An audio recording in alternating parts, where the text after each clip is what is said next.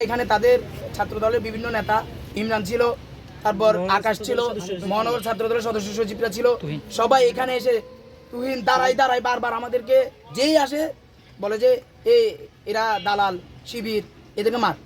এবং কি এক পর্যায়ে তারা, আমরা যখন নিরাপত্তা শঙ্কিত অবস্থায় ছিল আমরা গেটে তালা লাগাই দিই, তারা এটা বলে যে গেট ভাঙার চেষ্টা করছে, গেটের তালা ভাঙার চেষ্টা করছে বেশ কয়েকবার তারা। এবং আমাদেরকে বারবার এসে বলতেছে যদি হ্যাডাম থাকে একা আসো, বারবার ছাত্রদেরকে উস্কানি দিচ্ছে, ছাত্ররা যেন মারপিটে জড়ায়। পরবর্তী আমরা খোঁজ পাই তারা মানে এক ইচ্ছাভাবে তাদের পরিকল্পনা ছিল যে আমরা যখন মারপিটে জড়াবে তখন তারা আমাদের আক্রমণ করবে। ঠিক আছে, এটাই।